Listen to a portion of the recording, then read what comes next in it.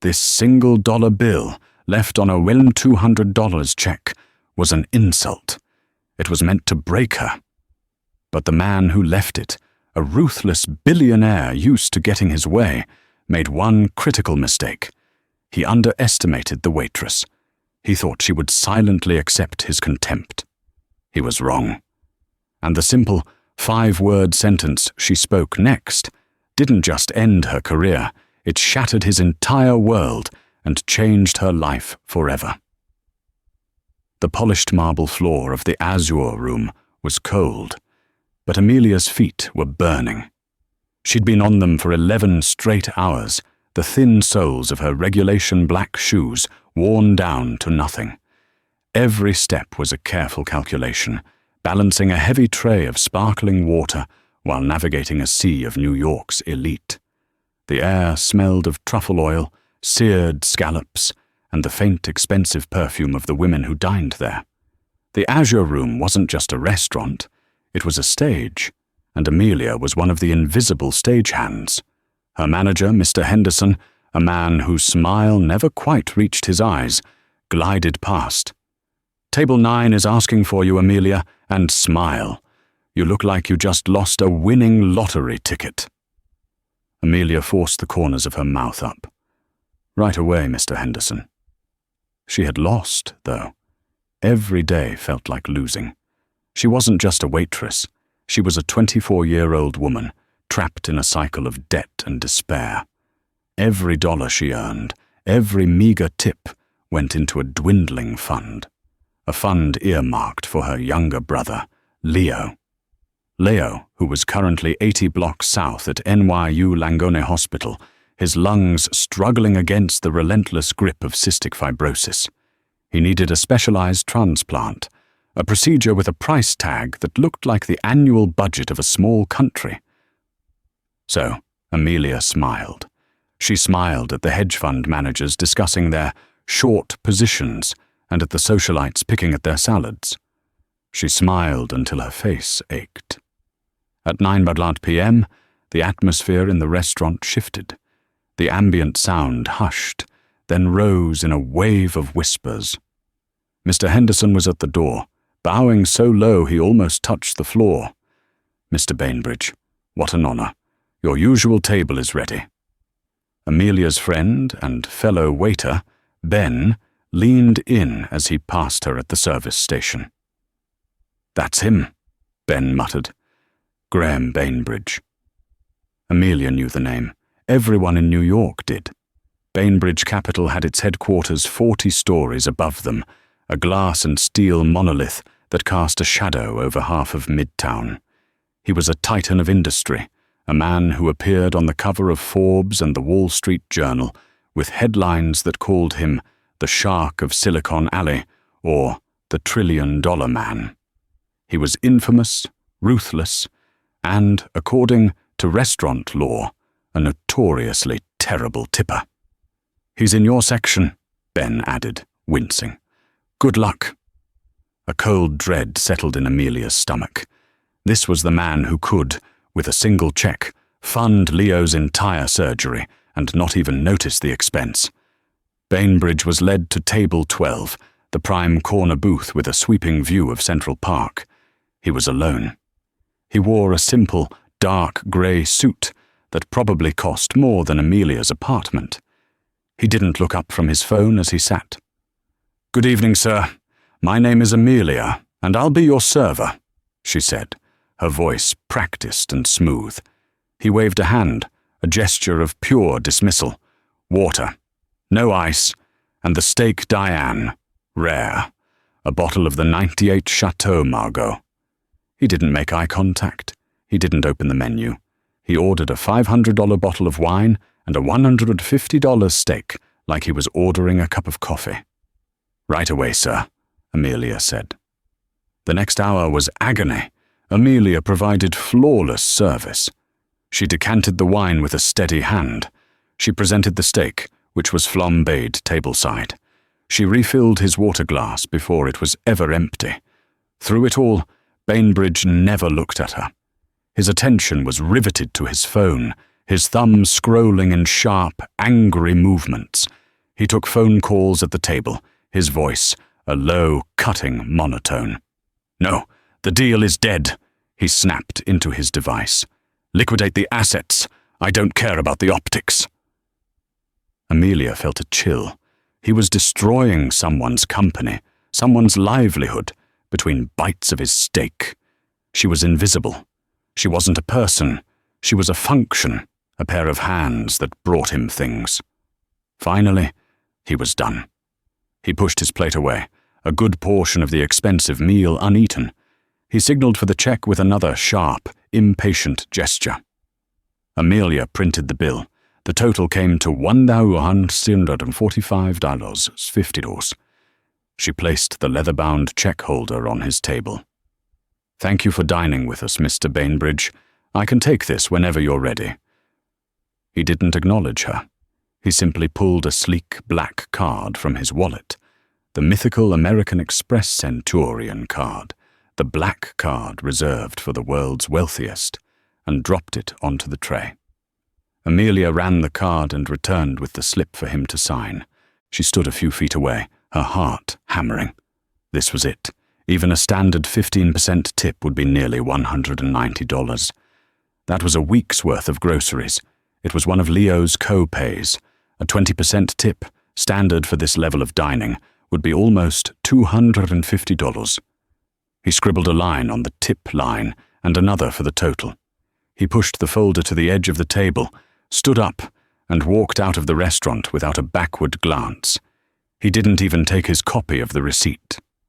Amelia waited a respectful 30 seconds before approaching the table. She opened the folder, her breath caught in her throat. She stared. She blinked, sure her exhausted eyes were deceiving her. The tip line was not blank. It was filled in. 1 euros. The total line read $146.12. He had added a single dollar. A wave of icy numbness washed over Amelia. It wasn't just a bad tip. It was a message. It was a deliberate act of contempt. He had looked at her service, at her personhood, and valued it at 100 pennies. The humiliation was so profound, it was physical. It felt like a slap. Her eyes burned. She thought of Leo.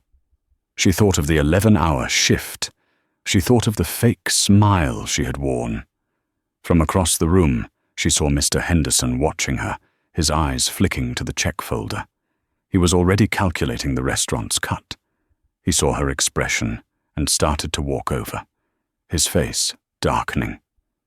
He hated drama. Amelia looked at the $1 tip. She looked at Bainbridge's signature. And then she looked at the door, where the billionaire was just stepping into the cool night air, his driver holding open the door of a black Rolls-Royce.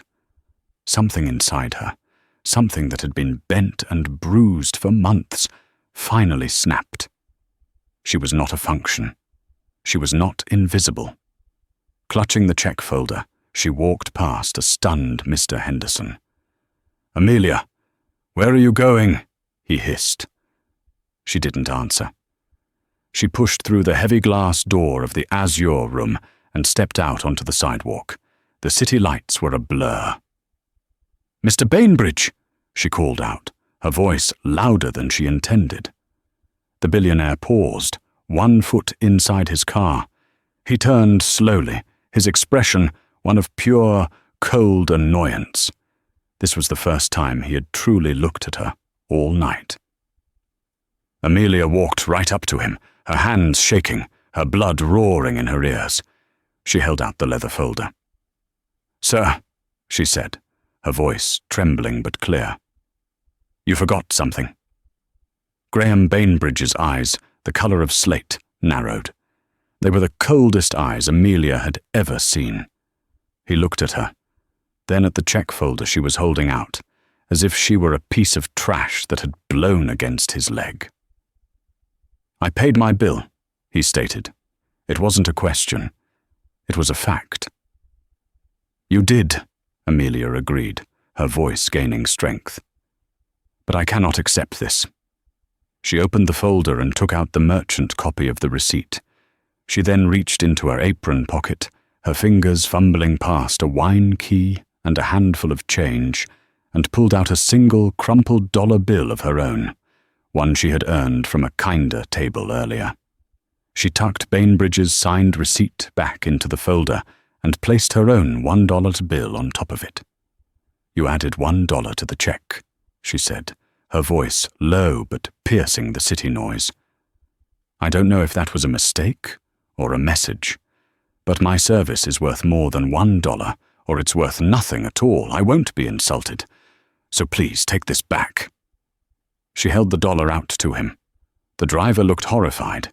Mr. Henderson, who had rushed out of the restaurant, was frozen on the top step, his face pale. Bainbridge did not move. He simply stared at her. The air crackled. This was a man who moved markets, who crushed competitors before breakfast. No one spoke to him this way. Amelia could feel her career dissolving. She was finished. She'd be blacklisted from every fine dining establishment in the city. He finally spoke. "You're refusing my tip." "I am," Amelia said. "I would rather have nothing. Your meal was $245 to 50. This dollar makes it an insult. Keep it." She was shaking so hard she could barely stand, but she met his gaze. She saw a flicker of something behind the ice. It wasn't anger. It was surprise. It was the look of a chess master who just saw a pawn make an unexpected move. He slowly reached out, his fingers brushing hers as he took the dollar bill. He didn't look at it. He just kept his eyes locked on hers. "You're fired, Amelia," Henderson shouted, finally finding his voice and running down the steps. "Get away from him. I am so sorry, Mr. Bainbridge, sir. So sorry. She's new. She's unstable." "Shut up, Henderson," Bainbridge said, his voice quiet, but it cut through Henderson's panic like a razor. The manager's mouth snapped closed. Bainbridge turned his full attention back to Amelia. "You'd rather have nothing," he repeated, less a question than a statement. "You'd risk your job over your— what? Pride?" "Over my dignity, sir," Amelia corrected him. "It's all I have left." A silence stretched for a full 10 seconds. A cab honked. Bainbridge's driver cleared his throat. Then, the billionaire did something Amelia never expected. The corner of his mouth twitched, not quite a smile, but an acknowledgement. He reached into his suit jacket and pulled out a slim, silver card case. He extracted a single business card, as black and severe as his credit card. He held it out to her. "Bainbridge Capital, 30 Rockefeller Plaza. My office is on the 65th floor," he said. "Be there tomorrow, 9 a.m. Don't be late." Amelia stared at the card. I don't understand. Am I—" "You're fired," Henderson spat, his face red with fury. "You are most definitely fired." "You're fired from this place," Bainbridge said, ignoring Henderson completely. He gestured to the Azure room with a flick of his head. "And from what I've seen, that's a blessing." He got into the Rolls-Royce. The driver shut the door, and the car pulled silently into the stream of traffic, disappearing. Amelia was left on the sidewalk, holding a business card. The weight of what she'd done crashed down on her. She'd lost her job, her only source of income. "You're finished!" Henderson was practically screaming, his face inches from hers. "Give me your apron. You are not welcome here. You just cost this restaurant its most important client. You're selfish. You're reckless." Amelia didn't say a word. She untied her apron, the one stained with wine and sauce, the one that smelled of her 11-hour shift, and handed it to him. She turned and walked away, her mind a total blank. She had no job. She had no money. Leo's bills were on her counter at home. She walked 40 blocks back to her tiny walk-up apartment in Hell's Kitchen. She didn't have the money for a subway ride. Not really. She collapsed onto her bed, the black business card clutched in her hand. It felt impossibly heavy. Graham Bainbridge. chairman and CEO. Was it a prank? A cruel joke? Was he going to have her arrested for harassment when she showed up? She looked at the small framed photo on her nightstand. It was her and Leo last summer, before he'd gotten so much worse. He was smiling. She had nothing left to lose. She set her alarm for 7 a.m. The next morning, Amelia stood in the lobby of 30 Rockefeller Plaza. The cavernous Art Deco space was designed to make people feel small, and it was working. Men and women in tailored suits, carrying expensive leather briefcases, clicked across the marble floor with a purpose Amelia had only ever seen in movies. She was wearing her only presentable outfit, a pair of black slacks, a simple white blouse, and her worn-out flats.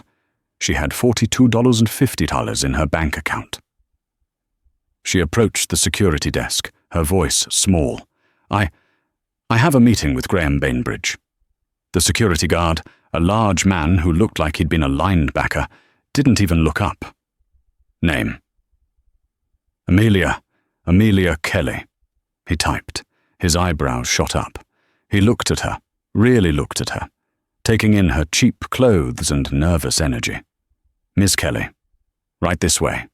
You'll need a temporary security badge." He processed her ID and handed her a pass. "Take the express elevator on your right. It doesn't stop until the 60th floor. From there, you'll transfer to a private elevator for Mr. Bainbridge's office." The express elevator was silent and terrifyingly fast. Her ears popped. She stepped out onto the 60th floor, which was another, more exclusive lobby. A severe-looking woman with a headset sat at a vast, empty desk. "Amelia Kelly for Mr. Bainbridge," Amelia said. "He's expecting you." The woman pointed to a set of unmarked silver doors. "He will meet you on 65. The private elevator was just for him. The walls were lined in dark, polished wood. When the doors opened, Amelia wasn't in a reception area. She was in an office. It was the size of her entire apartment building. One wall was a solid pane of glass, offering a staggering, godlike view of Central Park, so high up that the trees looked like a green carpet, and the cars were tiny insects. The desk was a slab of black marble. The only thing on it was a single, humming computer monitor. Graham Bainbridge was standing at the window, his back to her. "You're punctual," he said, his voice echoing slightly in the huge room. "That's one good sign." He turned. Today he wore a crisp blue shirt, no tie. He looked younger, but no less intimidating. "Sit," he commanded, gesturing to one of two simple, elegant chairs opposite his desk. Amelia sat. Her hands were folded so tightly in her lap, her knuckles were white. "Do you know why you're here, Amelia?" "No, sir. I assume to apologize for last night. But I stand by what I said." His mouth twitched again. "No. You're not here to apologize. You're here because you're the first person in nearly a decade to tell me no. The first person to risk their own well-being for a principle. My world, Amelia, is filled with yes men." They smile, they nod, they agree, and all the while they are sticking knives in my back. He walked over and sat in his chair, leaning forward. "I have a problem. A big one. Bainbridge Capital is in the middle of a hostile takeover of a rival tech firm, AstraTech. It's a billion-dollar deal, and someone inside my inner circle is leaking my strategies to them. Every move I make, they anticipate. It's costing me hundreds of millions. It's not one of the vipers on Wall Street. It's someone on this floor." Amelia was stunned. Why are you telling me this?" "Because," Bainbridge said, "you are invisible. You've spent years being invisible. You've survived by observing, by listening to conversations you're not supposed to hear, by noticing the details no one else does.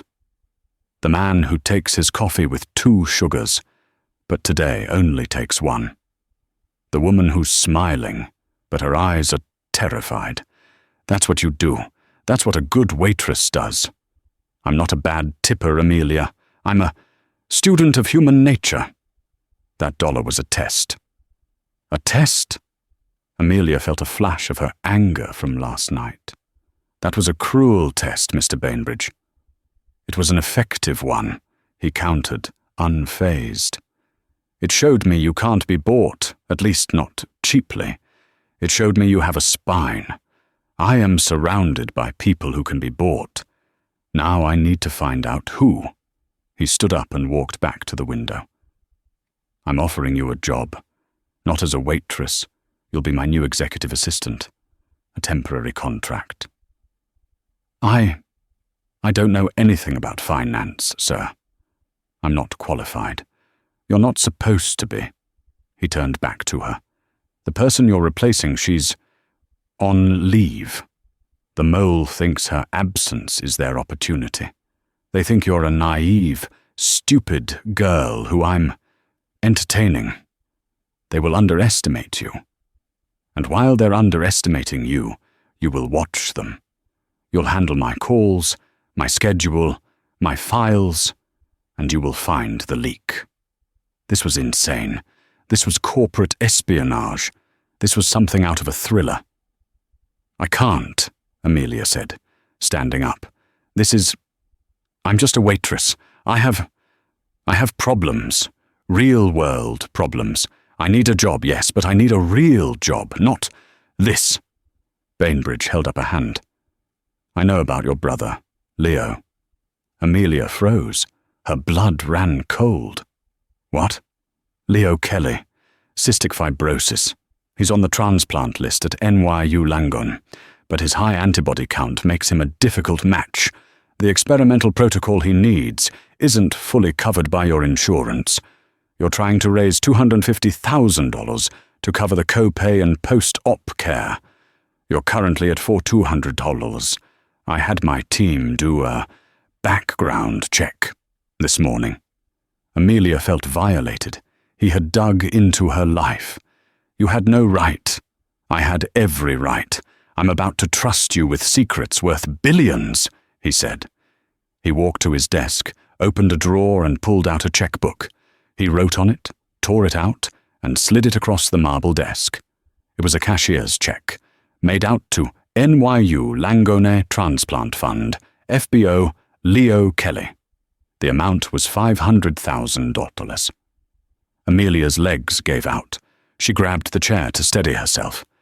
She couldn't breathe. That was everything. That was Leo's life. That's your signing bonus, Bainbridge said, his voice flat. It's in an escrow account. The hospital will be notified today. If you take this job, the funds are released, whether you find the mole or not. Leo gets his surgery. That's the deal. Amelia looked at the check, then at the man. He had just bought her. He knew the $1 tip was an insult, but he had just found her real price, and he had met it without flinching. She felt a wave of self-loathing, quickly replaced by a fierce, desperate relief. Leo would be safe. And what do I have to do? She asked, her voice a whisper. You'll report directly to me. You'll be given a corporate apartment, a new wardrobe. You are, for all intents and purposes, my right hand. The two main suspects are my head of operations, Philip Donnelly, and my senior legal counsel, Beatrice Shaw. One of them is destroying me. You will find out which one. He held out his hand. Do we have a deal, Miss Kelly? Amelia looked at the check. She thought of Leo's labored breathing. She thought of the $1 tip. She was making a deal with the devil. But the devil was offering her brother a future. She put her small, trembling hand into his. We have a deal, Mr. Bainbridge. Good, he said, his grip firm. Your new life starts now. A car is waiting for you downstairs. It will take you to your new apartment. Be back here, ready to work, at 7 a.m. tomorrow. The next 24 hours were a blur. The car was a black Mercedes S-Class. The corporate apartment was a sprawling, sterile, clean condo on the 50th floor of a building overlooking the Hudson River. The new wardrobe was a prepaid credit card with an absurd limit and strict instructions from Bainbridge's assistant-at-large. Buy suits, pencil skirts, silk blouses, and new shoes. Nothing that makes you look like, well, you. Amelia bought the clothes, but they felt like a costume. The shoes didn't burn her feet, but they pinched in a new, more expensive way. When she walked into the 65th floor at 6:50 a.m., she looked the part, but she felt like an imposter. The floor was quiet. A woman with a perfectly coiffed silver bob sat at a desk that looked like a piece of modern art. "You must be Amelia Kelly," the woman said, her voice crisp. "I am Beatrice Shaw. I handle Mr. Bainbridge's legal portfolio. I'm helping with your transition while we find you a permanent assistant. A terrible business. What happened to your predecessor?" Amelia's heart leapt. This was one of the suspects. Beatrice Shaw.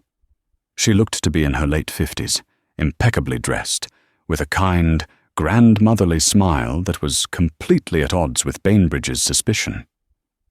What did happen to her?"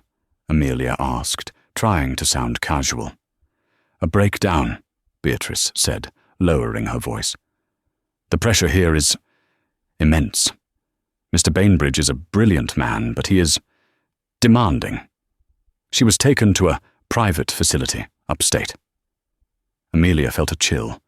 Was that true, or was that what happened to people who failed him? Just then, a man bustled out of a nearby office, a tablet in one hand and a styrofoam cup of coffee in the other. He was handsome, in a slick, 30-something way, with a salesman's smile. "And you must be the new face," he boomed, sticking out his hand. "Philip Donnelly, head of operations. Welcome to the Shark Tank. Don't let Beatrice scare you. Her bite is worse than her bark." Beatrice sniffed. "Philip, you're in early. Another deal going south?" "Aren't they all?" Philip winked at Amelia. "The boss is inside. He's in a mood, so good luck. If you need anything at all, my office is right there. We assistants have to stick together." He presented himself as an ally, but Amelia remembered Bainbridge's words. "One of them is destroying me." "Thank you, Mr. Donnelly," Amelia said. "Philip, please," he insisted, before disappearing into his office. Amelia took a deep breath and walked to the large doors of Bainbridge's office. "He's on a call," Beatrice said, not looking up from her computer. "You can wait." Amelia stood by her new desk, a station just outside his door. She could hear his voice, muffled but intense. "Not an option. The board of Astratech will reject the offer if they know we're short on liquid. I want to know who leaked it, and I want them gone. Find them, Philip." A moment later, Philip shot out of his office, his face pale, and hurried to the elevator. The intercom on Amelia's desk buzzed. "Get in here." Amelia entered. Bainbridge was pacing, his suit jacket off, his tie loosened. "Philip is an idiot," he snapped. "He chases his own tail. Did you see him?" "He just left. He looked upset," Amelia said. "He's upset because our latest private offer to Astra's CEO was leaked to the press not 10 minutes ago. It makes us look desperate. It tanks our negotiating position." He stopped pacing and pointed at her. "Your job. You're my new assistant. You will organize my calendar. You will screen my calls. You will sit in on my meetings. And you will be my shadow." He handed her a flash drive. "This is the complete file on the Astratech acquisition. Everything. Our financials, our psychological profiles of their board members, our maximum offer. Only 4 people have access to this drive. Me, you, Philip, and Beatrice. Your predecessor allegedly lost her copy before her breakdown. This is now yours. Guard it with your life." Amelia's hand closed around the small piece of metal. It felt as heavy as a bomb. "Your first task," he said, "is to arrange a dinner. Tonight. A private room at Per Se. A real, hyper-exclusive restaurant. Just me and the CEO of Astra Tech, Mr. Lawson. It is off the books. No one knows. No emails. No digital trail. Just a phone call. Use the private line on your desk. Get it done." "Yes, sir," Amelia said. She spent the day in a haze. She was a quick study. She learned the complex phone system. She deflected calls from aggressive journalists. She organized his chaotic schedule. But all the while she was watching. She watched Beatrice Shaw. The woman was the picture of efficiency. She was formal, polite, and kept to herself. She ate a simple salad at her desk for lunch. She seemed normal, almost boring. She watched Philip Donnelly. He was the opposite. He was a social butterfly, constantly out of his office, glad-handing other executives, laughing too loudly. He stopped by Amelia's desk 3 times. "How are you holding up?" he asked, leaning on her desk. "He's a nightmare, isn't he? Don't worry. The first week is the worst. After that, you just go numb." He smiled, but his eyes were restless. At 3:00 p.m., Amelia was organizing Bainbridge's travel receipts when Philip came by again. "Hey, I have to run a hard copy of a sensitive file over to our external auditors at Deloitte," he said, holding a large, sealed envelope. "But I'm double-booked. Could you be a doll and run this downstairs for their courier? It's urgent." "Oh, of course," Amelia said, eager to be helpful. "You're a lifesaver," he said, flashing his perfect smile. He handed her the envelope. She took it to the mailroom on the 30th floor, but as she handed it to the clerk, she hesitated. Bainbridge said Philip was an idiot, not a traitor. But on her way back to the elevator, she passed a small, executive-only copy room. On a sudden, crazy impulse, she ducked inside. The room was empty. Her heart was pounding. This was it. This was espionage. She looked at the sealed envelope. It was addressed to Deloitte. She held it up to the light. It was thick. This is a test. It has to be. She thought about the flash drive in her pocket. She thought about Bainbridge's words. Find the leak. With trembling fingers, she carefully steamed the envelope open over a small kettle used for tea. She pulled out the contents. It wasn't an audit report. It was a single sheet of paper with a phone number and a time, 8:00 p.m. tonight. And underneath it was a printout of a reservation. A reservation for a private room at Per Se. For 2. Amelia's blood turned to ice. She had made the reservation on a private line, just as Bainbridge had asked. She hadn't emailed it. She hadn't told anyone, except Philip had been at her desk, charming her, distracting her, right when she was on the phone. He must have overheard. He wasn't sending this to Deloitte. He was sending it to the rival, Astra Tech. He was sabotaging the secret meeting. Philip Donnelly was the mole. Amelia's hands shook as she carefully resealed the envelope. Her mind was racing. She had to tell Bainbridge. She had caught him. She had done it. She hurried back to the 65th floor. As she stepped out of the elevator, she saw Philip standing by Beatrice's desk, laughing about something. He saw Amelia and gave her a bright, casual wave. "All set?" he asked. "Yes. The courier has it," Amelia said, her voice sounding surprisingly steady. "You're a star." "Thanks," he said, and sauntered back into his office. Amelia looked at Beatrice. The older woman was watching Philip with an expression Amelia couldn't quite read. It wasn't friendly. It looked almost like pity. Amelia walked straight to Bainbridge's door and knocked. "What?" his voice barked. She entered. He was on his laptop. "Sir, I need to show you something, in private."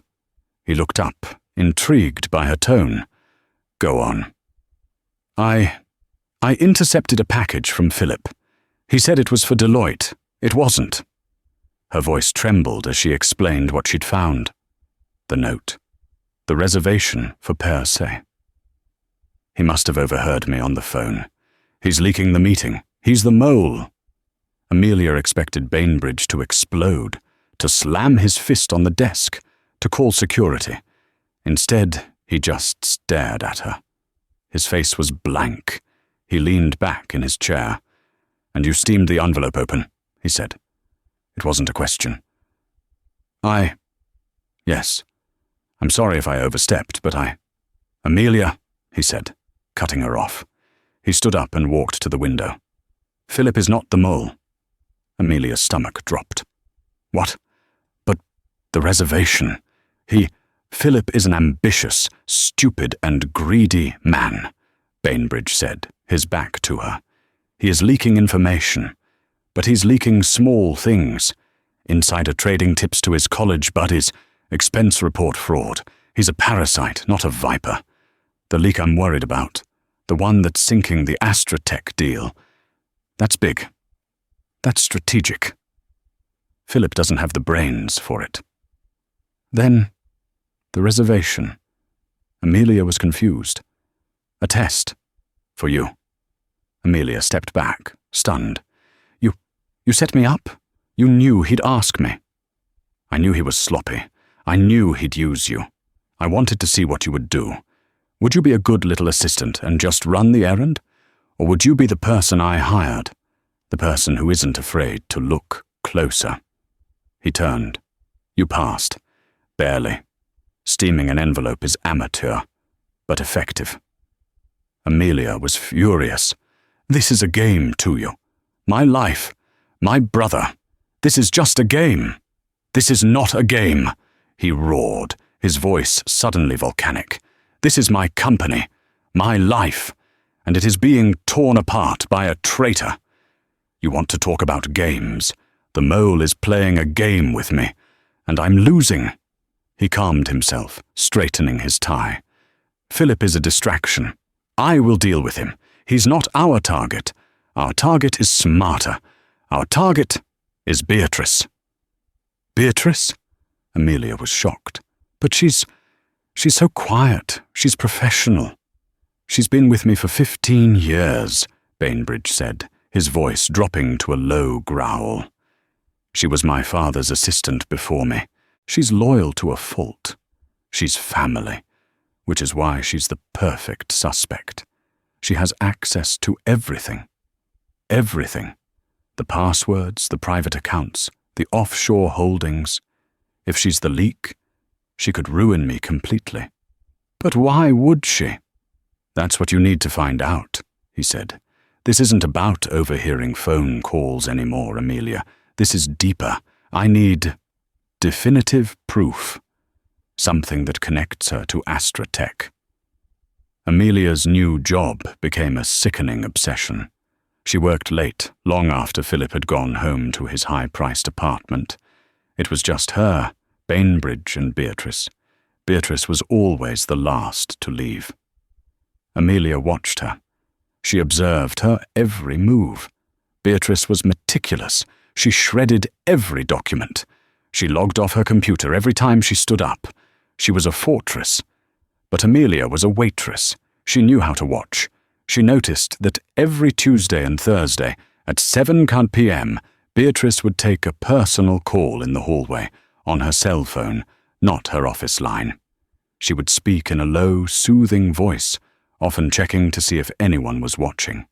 Amelia also noticed the medical bills. While sorting mail, Amelia saw a letter from a private clinic, the Ashford Neurological Centre. It was addressed to Beatrice. Amelia's mind flashed. Her predecessor. A breakdown. A private facility upstate. Bainbridge was wrong. Beatrice wasn't a traitor. She was helping the old assistant. Amelia decided to follow a new lead. She started digging into Beatrice's financials. It felt like a horrible violation, but she used the access Bainbridge had given her. She found Beatrice's bank statements. There were no massive, unexplained deposits. There was no slush fund from Astratech. Instead, there were withdrawals. Huge ones. Tens of thousands of dollars every single week, wired to the Ashford Neurological Centre. Beatrice was paying for the former assistant's care. She was bleeding her own retirement fund dry to help a colleague. This wasn't a woman betraying the company. This was a woman holding it together. Amelia felt sick. Bainbridge was wrong. He was paranoid. He was destroying his most loyal employee. She kept digging, desperate to find something, anything, to prove Beatrice's innocence. And then she found it. It wasn't a bank transfer. It was a visitor log. Bainbridge had his own private investigative team tracking his suspects. Amelia, as his shadow, now had access to their reports. She opened the file on Beatrice. The PI had followed her, not just to the clinic, but to a small, unassuming coffee shop in Brooklyn every Sunday. Beatrice would sit and wait, and at 10 a.m. she would be joined by a man. Amelia clicked on the grainy photo. He was handsome. He was smiling. It was Mr. Lawson, the CEO of Astratech. Amelia's blood froze. The PI report was clear. Subjects meet weekly. Intimate, non-professional behavior observed. Beatrice wasn't just a mole. She was romantically involved with their biggest rival. She was feeding him everything. Amelia printed the report. This was it. The definitive proof. This would destroy Beatrice. This would save Bainbridge. This was what she was paid for. She walked to his office, the papers feeling like a death sentence in her hand. "Sir," she said, her voice hollow. "I found it. You were right about Beatrice." Bainbridge didn't look triumphant. He looked old. He took the report from Amelia's hand and stared at the grainy photos of Beatrice and Lawson, laughing over coffee. 15 years, he whispered. She was at my father's funeral. She held my hand. He looked up at Amelia, his eyes dead. "Thank you, Amelia. You've done what I asked. Your brother's fund is secure. You can go home. I'll handle this." What will you do?" Amelia asked, dreading the answer. "I will do what's necessary," he said, his voice hardening. "I will call security. I will have her escorted from the building. I will file a lawsuit that will take everything she has. And then I will crush Astratech, using this as leverage. Lawson will have to resign. Their board will be in chaos. We'll buy the company for pennies on the dollar." He was going to ruin them. Both of them. "Sir." "Graham," Amelia said, using his first name for the first time. He flinched.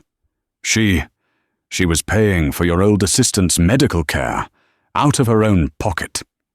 Does that not count for anything?" "It counts as stupidity," Bainbridge snapped. "It counts as her being a fool, a sentimental fool who fell for a rival and betrayed this family, this company. Get out, Amelia. You're done here." Amelia turned and walked out. She sat at her new, expensive desk. She looked at her new, expensive computer. She had done it. She had saved the company. She had earned her blood money. Leo was safe. So why did she feel like she was the one who had just been destroyed? She thought about the $1 tip. She thought about her speech. "I won't be insulted." She looked at the report on her desk, and then at Beatrice, who was on the phone, her voice calm and professional. This was an insult. This entire setup, using her, a desperate woman, to destroy another woman who was, perhaps, just lonely. Amelia couldn't do it. She couldn't be the person who handed him the weapon. She stood up. She walked back into Graham's office. He was on the phone, his back to her. "Get security to the 65th floor. Now," he was saying. "No," Amelia said. Graham spun around. "What did you say?" "I said no. You're not going to do this." "I am not asking you, Amelia. I am telling you. You are an employee. You will leave." "You hired me because I told you no once before," Amelia said, her voice shaking but finding its power. "You're doing it again. You're wrong, Graham. You're so wrapped up in your world of vipers and sharks that you can't see a human being." "She is a traitor," he roared. "Is she?" Amelia shouted back, a fire she didn't know she possessed erupting. "Or is she a lonely woman who's worked for you for 15 years, watching you treat everyone like a tool to be used or discarded?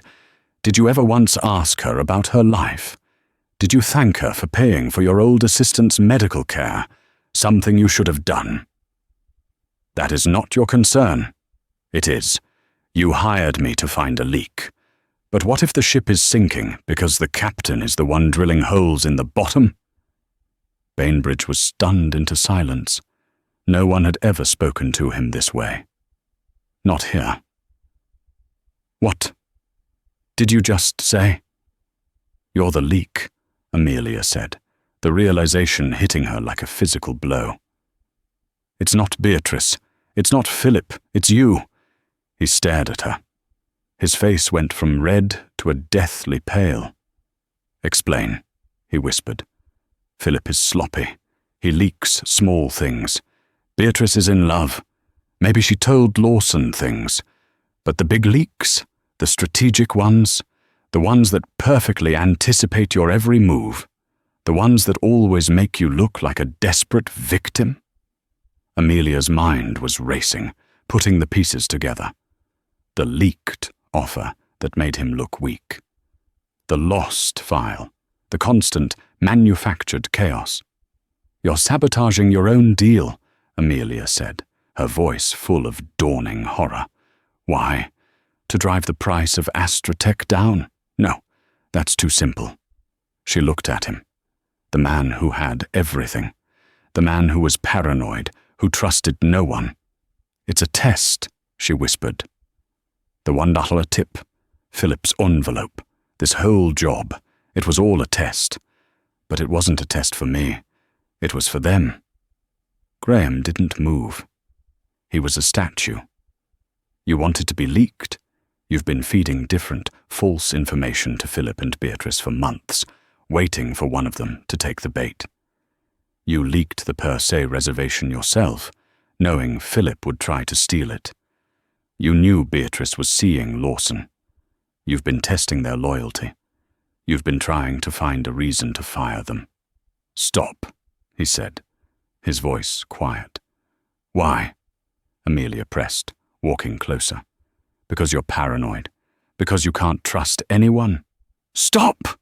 he yelled, and he swept his arm across his marble desk, sending the monitor crashing to the floor. The glass shattered. The office was silent, save for his ragged breathing. "My father," he said, his voice a broken rasp. "He built this company. His partner, his best friend. A man I called uncle, betrayed him, stole everything. My father died a broken man. I was 20. I rebuilt this. I rebuilt it on one principle. Trust no one, ever." Amelia finally understood. The $1 tip, the fake job, the paranoia, it was all a fortress, built by a deeply broken man. "Beatrice," he continued. "She was my father's assistant. She was there when it happened. She's the last link to him. And I've been waiting for her to betray me, too. I needed to prove she was like him." "And Lawson?" Amelia asked gently. I introduced them," Graham confessed, "at a charity gala. I thought he'd be the one to turn her. I set a trap. For 15 years I've been waiting, and you were just my tool to spring it." The intercom buzzed. "Sir, security is here." It was Beatrice's voice. Graham looked at the door, then at Amelia, his whole shark persona had collapsed. He was just a man, trapped in his own prison. "What do I do?" he whispered. Amelia looked at the man who had insulted her, then hired her, then used her. She should have hated him, but all she felt was a profound, aching pity. "You want to know what a person with integrity does, Graham?" Amelia said. "They don't set traps. They don't test the people who love them. They trust. It's time for you to stop being a shark and start being a human." She walked to the door and opened it. Beatrice was standing there, flanked by 2 large security guards. "Ma'am, Mr. Bainbridge asked," one of the guards started. "It's all right, gentlemen," Amelia said, with a calm she didn't know she had. "Mr. Bainbridge made a mistake. There's been a misunderstanding. You can go." The guards looked at Beatrice, then at Amelia, then at the broken monitor on the floor. Beatrice looked at Graham. "Sir, are you all right?" Graham Bainbridge, the shark of Silicon Alley, looked at his assistant of 15 years. He saw the genuine concern in her eyes, the loyalty he had tried so hard to break. He nodded, unable to speak. Beatrice dismissed the guards. She looked at Amelia. "Miss Kelly, thank you." "Beatrice," Amelia said, "I think Mr. Bainbridge has something he needs to discuss with you, in private." Amelia walked out of the office, past Philip, who looked terrified, and out to the elevator. She had no job. She had no plan. But for the first time in her life, she felt powerful. She had her dignity. Amelia didn't go back to the corporate apartment. She went home to her tiny walk-up. She expected to feel terrified. She had just walked away from $500,000. She had just insulted one of the most powerful men in the world. She packed her few belongings into a suitcase. She was going to go to the hospital, sit with Leo, and figure out how to start over. Maybe in another city. As she was zipping the bag, there was a knock on her door. Her heart stopped. It was Bainbridge's security. They were here to take back the money. She opened the door. It was Graham Bainbridge. He was standing in her dingy hallway, looking completely out of place in his $1,000 suit.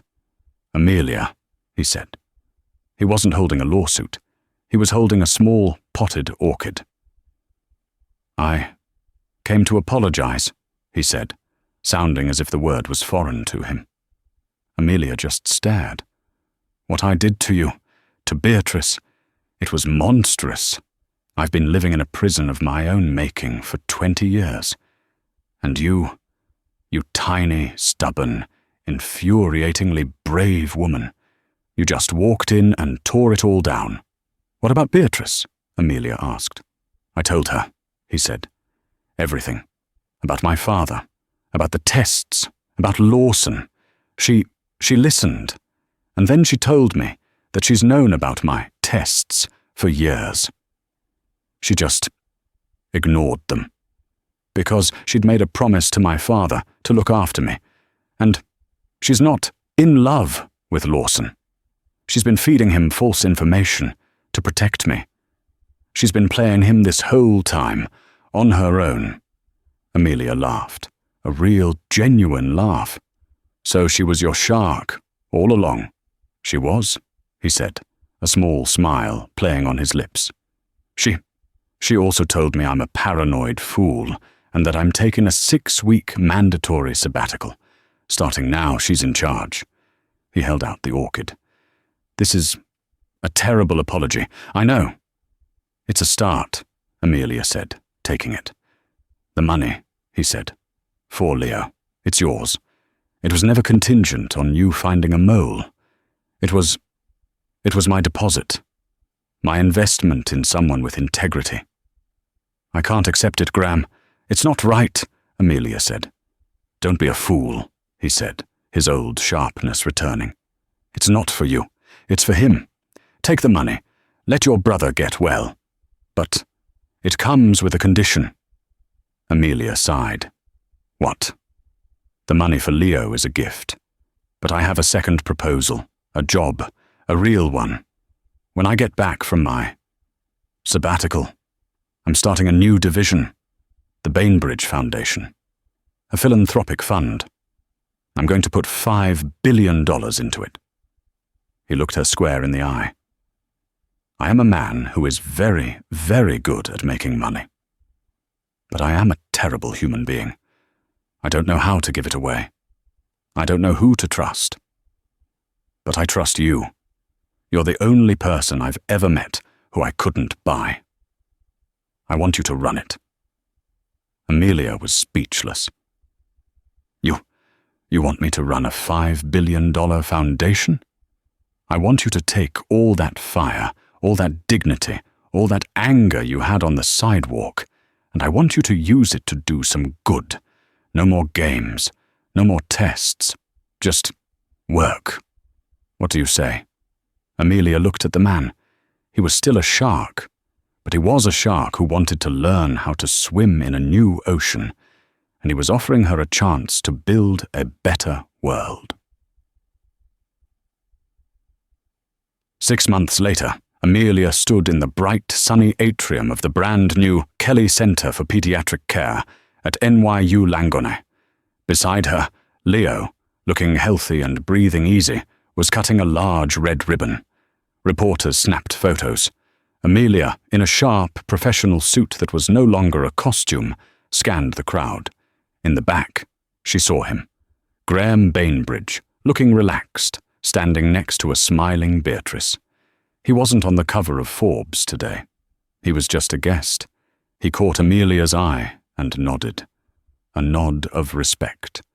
Amelia turned back to the crowd and stepped up to the podium. She was no longer a waitress. She was no longer invisible. She was the director of one of the most powerful foundations in the country. She tapped the microphone, her hand steady. "Thank you all for coming," she began, her voice clear and strong. "It all started with an investment. Not an investment in a building or a stock, but in a simple human principle, that everyone, no matter who they are, deserves dignity." Amelia's story teaches us that true value isn't measured in dollars, whether it's a $1,200 check or a $1 tip. It's measured in integrity. She was willing to lose everything for her dignity, and in the end, she gained the power to change the world. She didn't just change her own life, she changed Graham's, and she'll change the lives of thousands of children. What did you think of Amelia's incredible reaction? Was Graham's test a cruel game or a necessary evil to find one good person? Let us know your thoughts in the comments below. We read every single one. If this story moved you, please like this video and share it with someone who needs to be reminded of the power of integrity. And of course, don't forget to subscribe and hit the notification bell so you never miss another story of karma, twists, and real-life drama.